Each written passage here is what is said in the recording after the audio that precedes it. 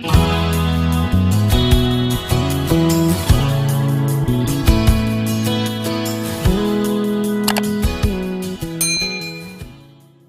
bunda-bunda semua, apa kabar?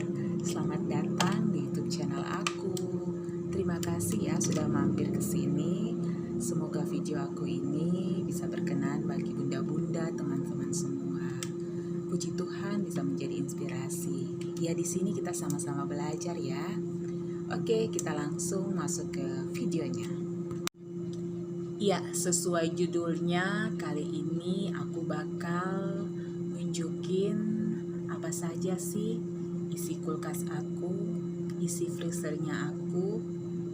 Ya, untuk sekedar informasi bagi bunda-bunda semua, aku di sini punya 2 lemari pendingin. Yang satu seperti di depan aku ini, ada kulkas keluarga, 2 pintu. Kemudian satunya lagi ada freezer seperti ini yang membantu aku menyimpan bahan makanan untuk 1 minggu bahkan 1 bulan ke depan.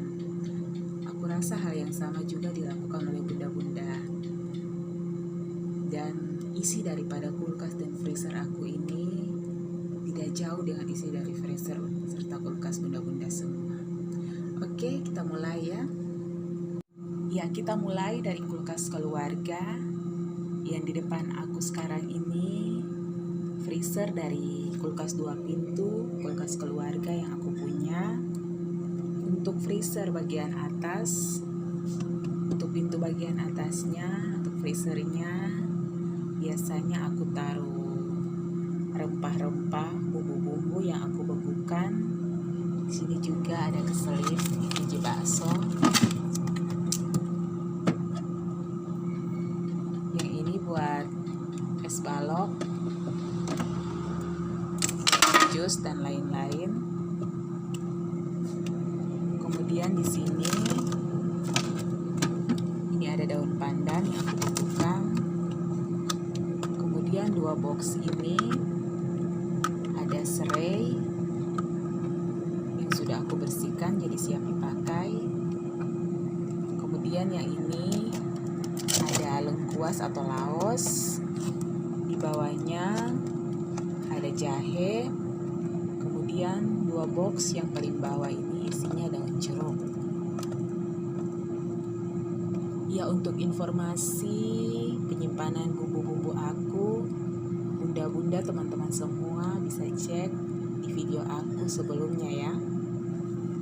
Ya, di bagian pintunya ini aku kasih box yang isinya daun bawang. Keduanya ini daun bawang, yang satu yang hijau, yang satunya bagian putihnya aku pisahkan. Kemudian ini daun seledri. Kemudian ada sisa bawang bombay. Kalau disimpan di suhu ruang, setelah dipakai seperti ini biasanya layu dan cepat rusak ya. Jadi setelah pakai, sisanya aku taruh di freezer biar tetap awet. Ya, kita lanjut ke pintu keduanya, bagian bawah dari kulkas keluarga. Ya, bagian box yang ini jumbo chillernya biasanya tempat buat naruh cemilan, biskuit dan lain-lain. Kebetulan lagi habis, tinggalnya segini. Kemudian di rak berikutnya ada box-box juga. Ini jeruk asam buat sambal. Kemudian yang ini ada daun bawang. Di bawahnya di box yang ini ada sawi. Kemudian yang ini ada sayur pare. Dan 2 box di bawah ini isinya terong. Ya, untuk terong di 2 box ini sisa belanjaan dari 2 minggu lalu ya. Sampai sekarang masih tetap awet. Ya, sekedar informasi buat bunda-bunda teman-teman semua. Aku biasanya nyimpan sayur dan beberapa bumbu aku lainnya pasti aku alasi dengan tisu. Dan hasil penyimpanannya itu bisa awet sampai 2 minggu. Ya, jadi tisunya selalu aku kontrol setiap 1 atau 2 hari sekali. Kalau tisunya basah, lembab, tisunya aku ganti dengan tisu yang baru. Dan boxnya aku keringkan. Jadi sayur yang ada di dalamnya itu tidak lembab dan tidak rusak. Itulah sebabnya sayurnya bisa awet sampai 2 minggu, bahkan 2 minggu lebih. Ya, itu sekedar informasi ya. Kemudian di rak bawah ini ada wortel dan juga kentang. Untuk wortel dan juga kentang biasanya aku nyetok karena tidak selalu digunakan, dan untuk bahan wortel dan kentang ini bisa disimpan lama. Ini sudah sebulan lebih ya. Aku waktu itu belinya kentangnya sekilo, wortelnya sekilo, dan tetap segar, tetap fresh karena cara penyimpanan aku seperti yang tadi sudah aku bilang di atas. Selalu aku kontrol tisunya sehingga isi dari boxnya ini, sayurnya ini tidak lembab, tidak rusak. Ya, itu sekedar informasi. Kemudian ini ada kemiri. Kemudian aku punya 2 macam cabai keriting. 2 macam cabai keriting.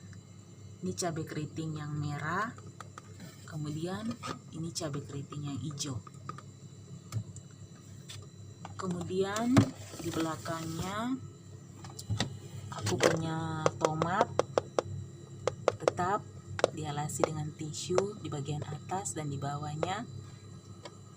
Kemudian di bawahnya ada kunyit. Kemudian yang tadi aku geser, ini ada cabai. Ya, untuk 2 box ini isinya cabai rawit yang sudah aku petik dari tangkainya, sudah aku cuci bersih dan siap pakai. Dan kedua box ini sudah dialasi dengan tisu ya.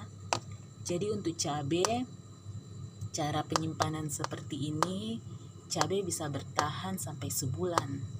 Tidak ada yang rusak, tidak ada yang busuk. Tetapi tetap dalam pengawasan.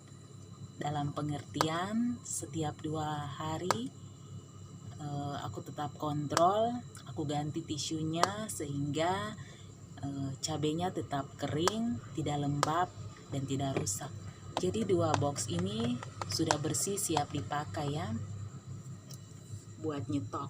Kemudian untuk laci bagian bawah ini aku taruh beberapa mie instan dan ketimun. Ketimun ini biasanya buat temannya nasi goreng. Ya, untuk sampingnya, untuk pintunya aku kasih bagian atas, aku taruh telur. Kemudian di rak berikutnya ini ada terigu.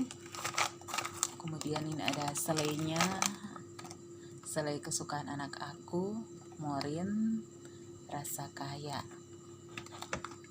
Kemudian ini ada saus strawberry. Ini ada sirup koko pandan. Aku ganti di botol seperti ini biar mudah penyimpanannya di kulkas ya. Kalau botol aslinya terlalu tinggi, jadi agak sulit buat masuk ke kulkas. Karena jarang-jarang ya sirupnya dipakai. Paling dipakai buat bikin es kelapa, es buah dan lain-lain. Kemudian di rak yang bawah, yang ini aku kasih perintilan-perintilan ya. Amburadul isinya ada coklat, ada sisa bihun, ada sisa-sisa bahan makanan, ada bumbu pecel. Jadi di sini isinya sisa-sisa bahan makanan, sisa aku masak, taruh di box, kemudian dikasih di kulkas biar tetap awet. Kemudian box yang satunya lagi aku taruh gula merah atau gula Jawa ya. Ini gula merah. Kemudian ada keju juga. Ya, seperti itu isinya.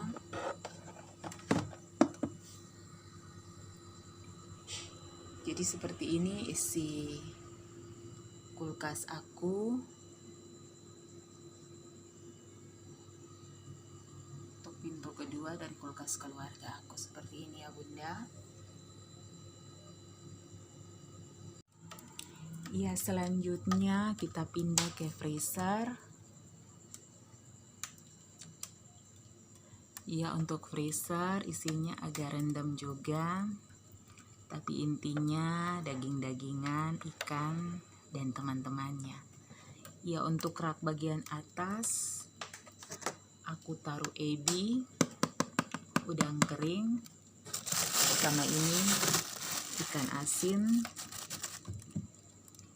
Kemudian di rak berikutnya ini ada tulang sapi. Kemudian ini ada sisa udang.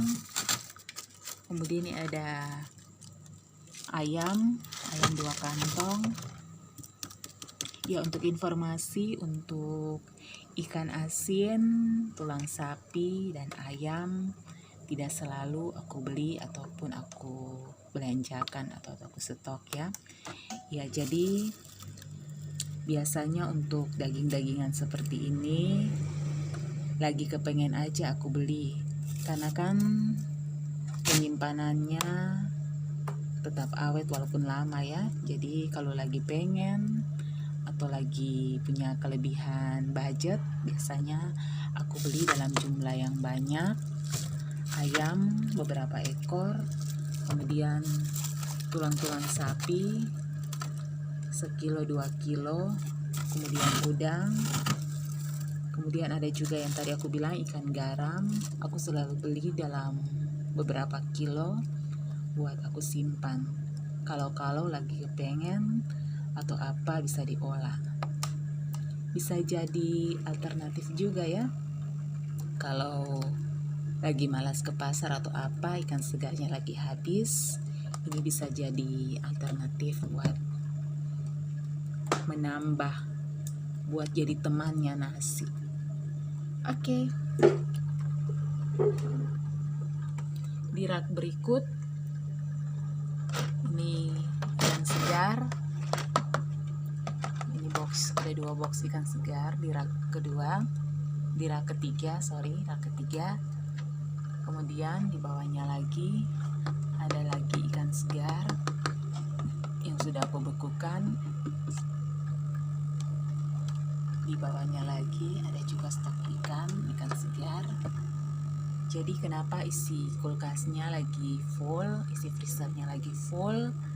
Karena ini hasil belanjaan aku Jumat kemarin ya, untuk stok 1 minggu.